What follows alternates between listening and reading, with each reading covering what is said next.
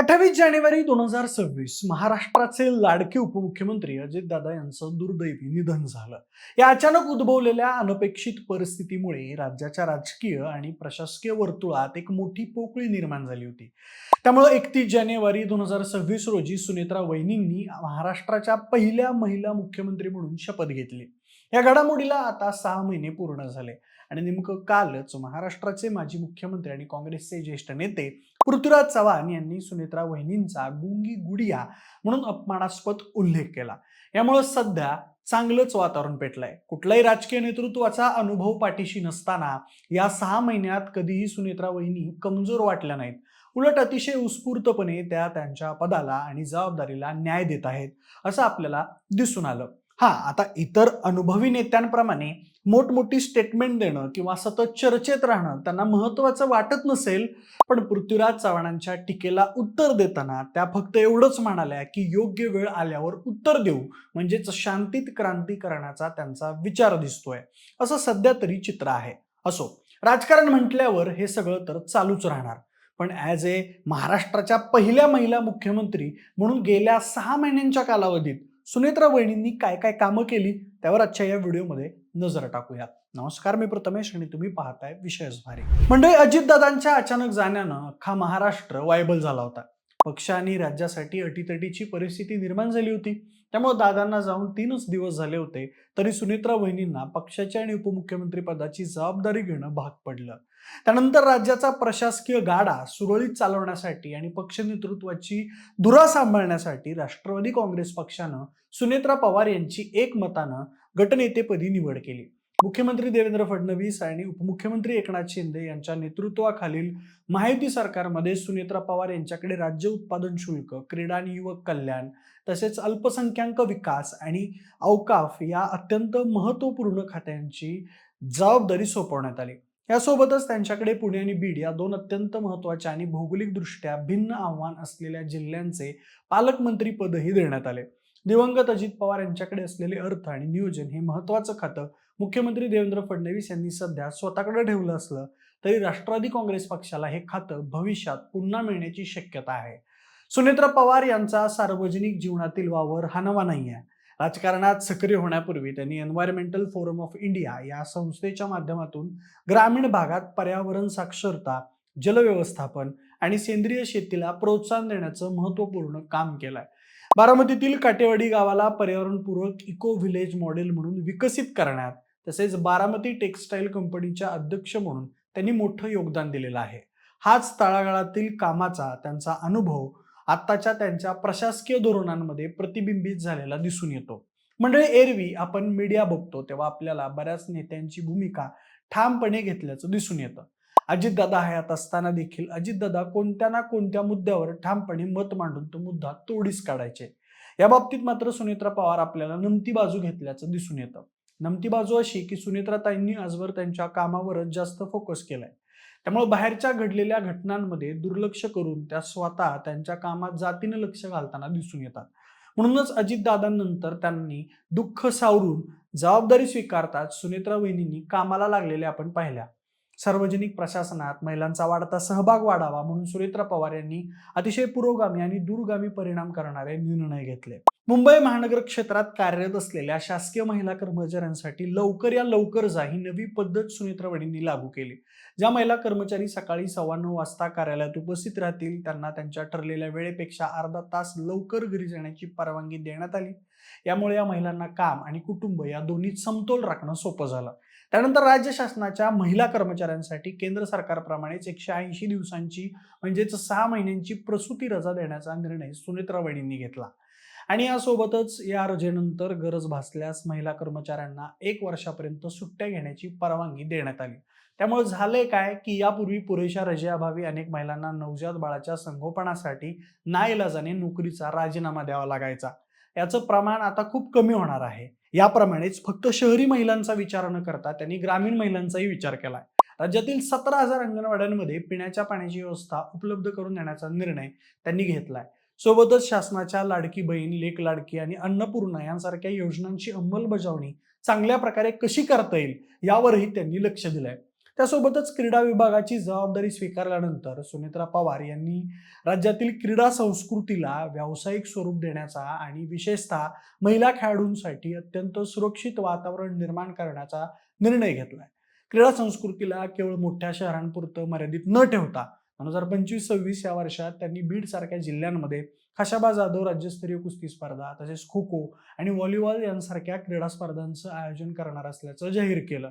पुणे जिल्ह्याचं पालकमंत्रीपद स्वीकारल्यानंतर सुनेत्रा पवार यांनी शहरातील वाढत्या आव्हानांचा सामना करण्यासाठी आणि पायाभूत सुविधांना गती देण्यासाठी कोट्यवधी रुपयांच्या प्रकल्पांना मंजुरी मिळवून दिली. यातील अनेक प्रकल्पांना 2028 पर्यंत पूर्ण करण्याचे आदेश पालकमंत्री सुनेत्रा वहिनींनी दिले आहेत. त्यासोबतच पुणे जिल्हा परिषदेच्या कार्यक्षेत्रातील 606 ग्रामपंचायतींच्या तब्बल 2000 हेक्टरहून अधिक गायरान जमिनी PMRDA कडे वर्ग करण्याच्या हालचाली सुरू होत्या.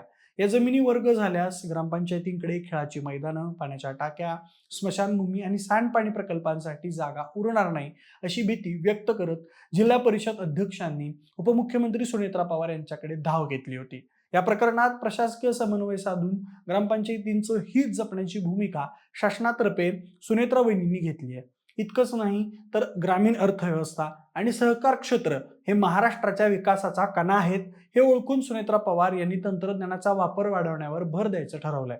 यामध्येच मग अजितदादा पवार कृषी समृद्धी कर्ज योजना सुरू करण्यात आली आहे. यासाठी पुणे जिल्हा बँकेने तब्बल 1000 कोटी रुपयांची भरीव तरतूद केली आहे. केंद्र सरकारनं लागू केलेल्या नवीन इथेनॉल धोरणानुसार इंधनात मिसळण्यासाठी आवश्यक असलेल्या इथेनॉलपैकी केवळ 30% इथेनॉल साखर कारखान्यांकडून घेतलं जाईल आणि उर्वरित 70% इथेनॉल हे अन्नधान्यापासून बनवलं जाईल असे निर्देश दिले. या धोरणाचा फटका राज्याच्या ग्रामीण अर्थकारणाला बसू शकतो, कारण साखर कारखान्यांनी बँकांकडून मोठी कर्ज काढून इथेनॉल निर्मितीचे प्रकल्प उभारले आहेत. जर त्यांच्याकडून इथेनॉलची खरेदी कमी झाली तर कारखाने आर्थिक अडचणीत येतील आणि पर्यायानं ऊस उत्पादक शेतकऱ्यांचं मोठं नुकसान होईल. यावर मार्ग काढण्यासाठी आणि शेतकऱ्यांच्या शेतमालाला मिळणारी किमान आधारभूत किंमत वाढवण्याचे अधिकार केंद्राकडे असल्यानं त्यात सुधारणा करण्यासाठी त्यांनी पाठपुरावा सुरू केला आहे. राज्यात नवीन उद्योग आणताना अस्तित्वात असलेल्या सहकारी साखर कारखान्यांकडे शासनाने संवेदनशीलपणे पाहावे अशी भूमिका त्यांनी मांडली आहे.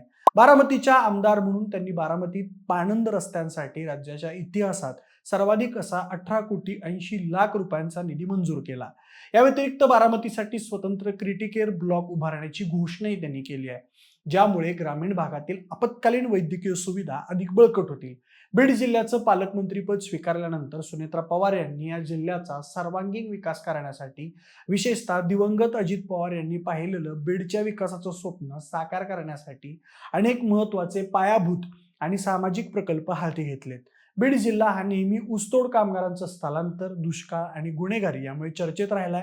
ही ओळख पुसून जिल्ह्याला विकासाच्या मार्गावर आणण्यासाठी जिल्हा नियोजन समितीच्या बैठकांमध्ये त्यांनी घेतलेले निर्णय जिल्ह्याच्या अर्थकारणाला नवी दिशा देणारे आहेत. बीड जिल्ह्याच्या विकासासाठी त्यांनी तब्बल 623 कोटी रुपयांचा विकास आराखडा मंजूर केला. विशेष म्हणजे बीड जिल्ह्यात विमानतळ उभारणीसाठी जागा निश्चिती आणि भूसंपादनाची प्रक्रिया सुरू करण्यात आली आहे. त्यासोबतच बीडच्या MIDC क्षेत्रात टाटा टेक्नॉलॉजीच्या सहकार्याने 117 कोटी रुपयांचे IT पार्क उभारण्यात येत आहे. या प्रकल्पाचा थेट लाभ परिसरातील सुमारे 60,000 विद्यार्थ्यांना होणार आहे. सोबतच युवकांच्या उद्योजकतेला चालना देण्यासाठी 191 कोटी रुपयांच्या गुंतवणुकीतून centre for innovation, incubation and training centre उभारण्यात येणार आहे. त्याचबरोबर अंबाजोगाई येथील स्वामी रामानंद तीर्थ ग्रामीण वैद्यकीय महाविद्यालयाचा विस्तार करून तिथं 1150 बेड्स अत्याधुनिक रुग्णालय उभारण्यास प्रशासकीय मान्यता देण्यात आली आहे. त्यानंतर अल्पसंख्याक विकास आणि औकाफ या विभागाचा पदभार स्वीकारल्यानंतर सुनेत्रा पवार यांनी या विभागातील कामकाजात पारदर्शकता आणि अकाउंटेबिलिटी आणण्यासाठी कठोर पावलं उचलली आहेत. राज्यातील शिक्षण संस्थांना अल्पसंख्याक दर्जा देण्याची प्रक्रिया मागील वर्षी ऑगस्ट महिन्यापासून स्थगित करण्यात आली होती, पण अजित पवार यांच्या अपघाती निधनाच्या दिवशीच काही शिक्षण संस्थांना चुकीच्या पद्धतीनं आणि घाईघाईने तब्बल 75 अल्पसंख्याक दर्जाची प्रमाणपत्र वितरित करण्यात आल्याचा धक्कादायक प्रकार उघडकीस आला होता. यावर तात्काळ प्रशासकीय कारवाई करत सुनेत्रा पवार यांनी या प्रक्रियेतील सामील असलेल्या दोषी अधिकाऱ्यांवर कठोर कारवाई करण्याचे आदेश दिले.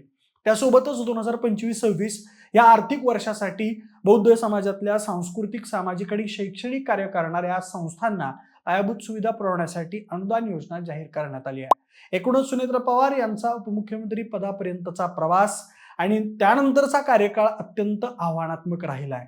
एका बाजूला अजित पवार यांच्या निधनाचे वैयक्तिक दुःख आणि दुसरीकडे राज्याच्या प्रशासनाचा डोलारा सांभाळणं आणि तिसरीकडे कौटुंबिक जबाबदाऱ्या सांभाळत त्यांनी आजवर अतिशय प्रभावी वाटचाल केली आहे.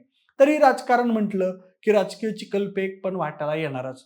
काल परवा पृथ्वीराज चव्हाण, काँग्रेसचे प्रदेशाध्यक्ष हर्षवर्धन सपकाळ यांनी समाज माध्यमांवर सुनेत्रा पवार यांच्यावर गुंगी गुडिया अशी टीका केली. या विधानावर मुख्यमंत्री देवेंद्र फडणवीस, उपमुख्यमंत्री एकनाथ शिंदे, सुनील तटकरे आणि प्रफुल्ल पटेल यांच्यासह संपूर्ण महायुतीनं तीव्र संताप व्यक्त केला. पण या मुद्द्यावरून सुनेत्राताई जास्त बोलताना दिसल्या नाहीत. त्यांनी 2 शब्दात त्यांचं मत मांडलं आणि त्या ठिकाणाहून त्या निघून गेल्या. यावरून 2 गोष्टी समोर येतात.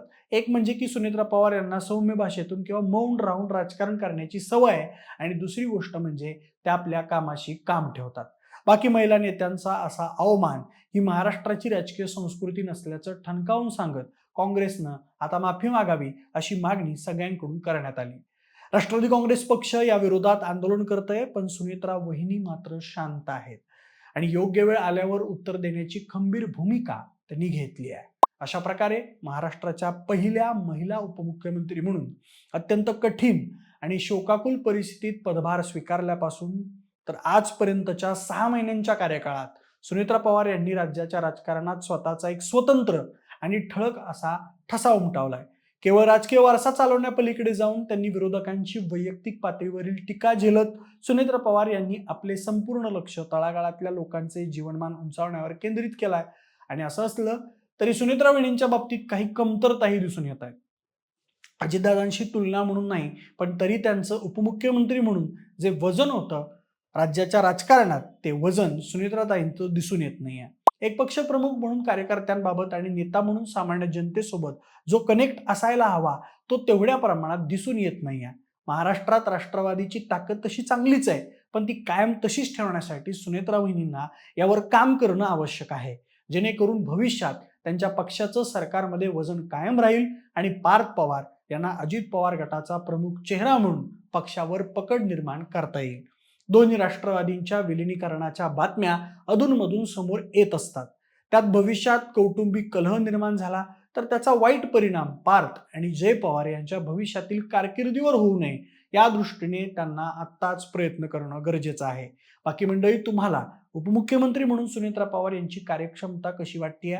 तुमच्या त्यांच्याबद्दलच्या प्रतिक्रिया आम्हाला कमेंट करून नक्की सांगा आणि सोबतच आपल्या विशेष भारीच्या YouTube चॅनलला सबस्क्राईब करायला अजिबात विसरू नका. धन्यवाद.